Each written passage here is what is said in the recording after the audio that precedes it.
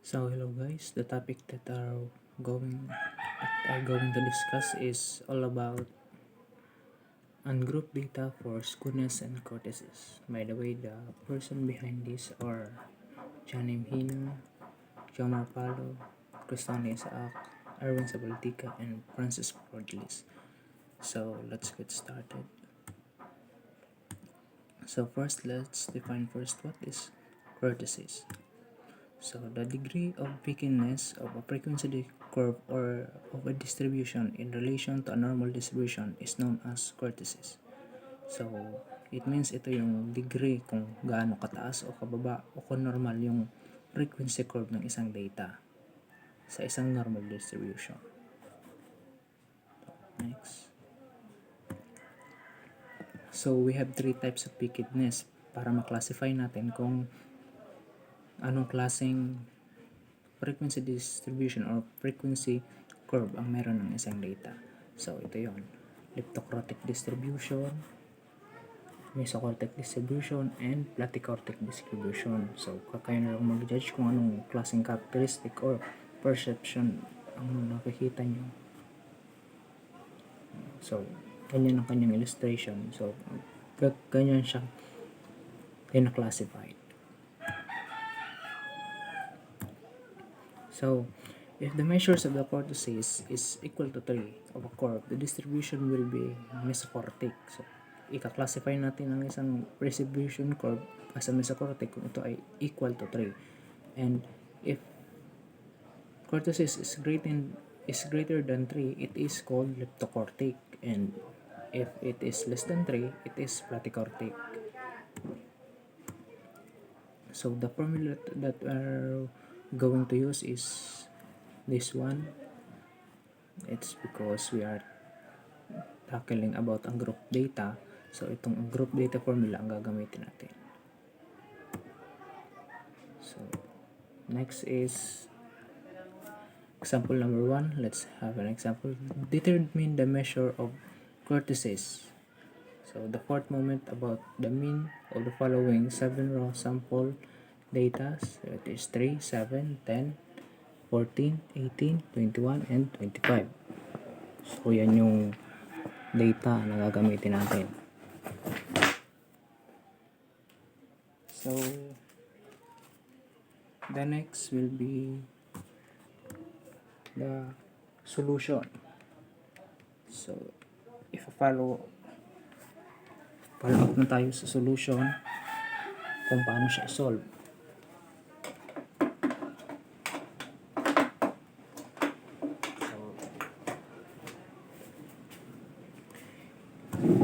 The step 1, first,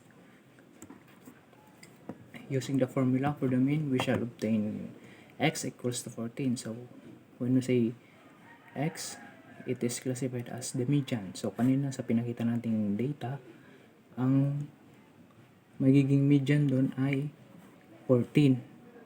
Okay? 14 ang magiging median doon. So sa pinakanita natin dito, sunod-sunod siya. So 14 ang magiging median. So next is, so this is the table para mas makita natin ng mas malinaw ang result. So the x will be the values na binanggit natin kanina, which is 3, 7, 10, 14, 18, 21, 25. So the x minus the median. So i-minus lang natin ang median dun sa mga given data, which is 3, 7, 10, 14, 18, 21, 25. So for example, 3 minus 14 will be negative 11. 7 minus 14 will be negative 7, and so on and so forth. So next will be the quantity of x minus the median raised to 2. So dito naman is kailangan lang natin is squared itong row na to, which is yung result na ginawa natin kanina.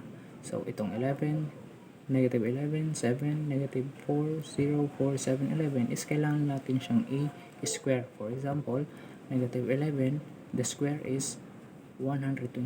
The square of negative 7 is positive 49, and the square of 4 is positive 16, and so on and so forth. So the summation of the quantity of x minus the median raised to 2, we have a total of 372. So the last column will be the quantity of x minus median raised to 4. So ito naman, kailangan nating i-raise to 4 yung mga nakuha nating result dito. So the answer will be this. For example, 121 raised to 4 will be 14,641, and so on and so forth. So the summation of the quantity of x minus mean raised to 4 has a total of 34,596. So using the formula for variance, we have the variance is equal to 62. So paano natin nakuha yung 62 is na-discuss na ni sir sa mga previous lesson natin kung ano yung formula ng variance. So we don't have to mag-back lesson pa. So alam na natin kung paano ito nakuha ang 62. Sinold ko na siya. So the formula na sinabi natin kanina is this: u kurtosis equals to the summation of the quantity of x minus the median raised to 4 all over n s raised to 4. So i-substitute natin yung mga nakuha nating result kanina. So ito na yun. Yung result na dito is ito na yung 34,596, and this n will be 7, and the s, yung 62, i-raise lang natin sa 4, will be 3,844. So we have to divide it, then the result will be 1.2857 or 1.29. So hence the curve is classified as platykortic. So the Q will be platykortic because it is less than 3. So kanina diniscuss natin kapag mas mababa pa sa 3, the result will be platykortic. So that would be all for getting the measure of kurtosis. So let us go to skewness. So skewness means defined as the degree of departure from symmetry, a frequency curve that has a longer tail to the right than to the left. It is said to be skewed to the right, or simply describe positively skewed distribution. Reversely, a distribution is negatively skewed or skewed to the left. It has a tail which is longer to the left than to the right. So maintindihan natin yan sa mga susunod na slides na ipapakita ko.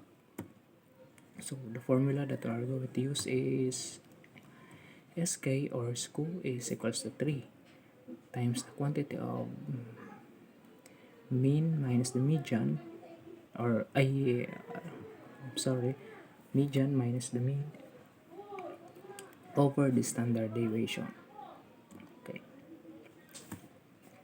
So kung kanina sa kurtosis is may classification din like mesocortic, platykortic, and leptocortic, dito din is meron din. So SK, when SK is greater than 0, it is positively skewed.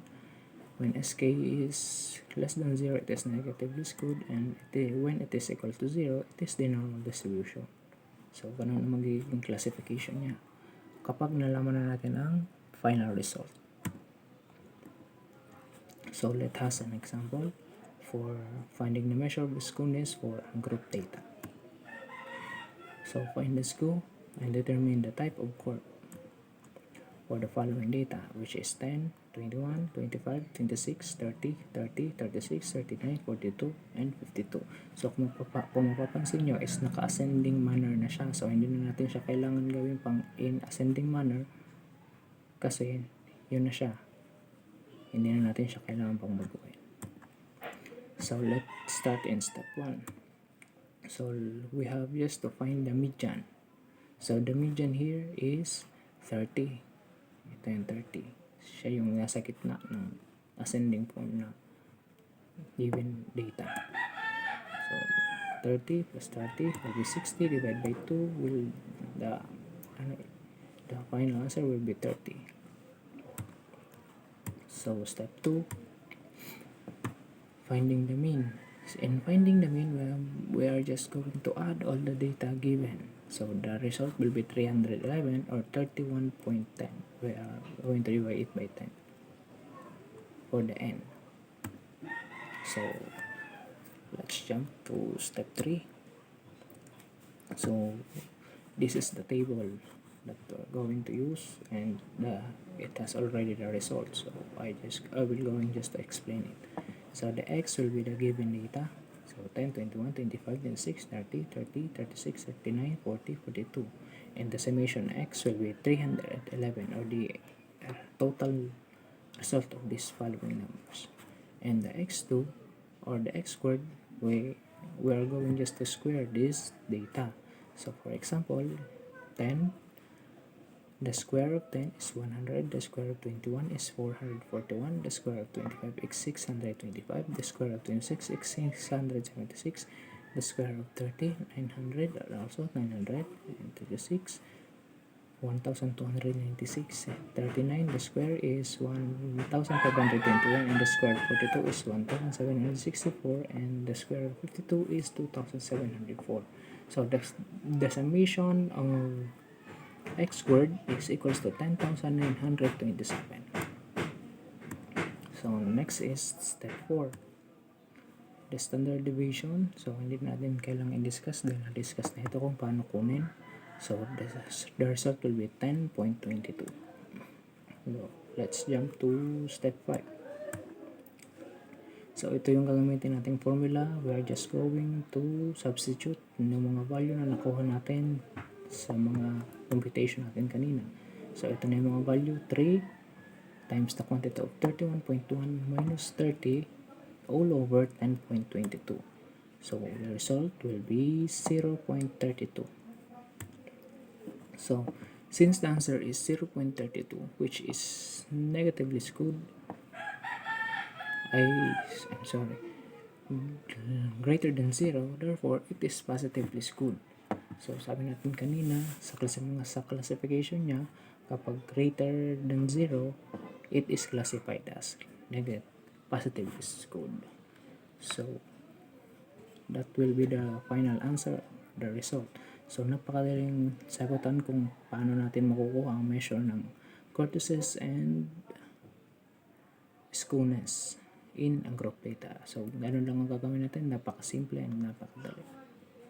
So thanks for watching. Sana may natutunan kayo sa mabilis na discussion na to for just 10 minutes or 10 to 12 or 13.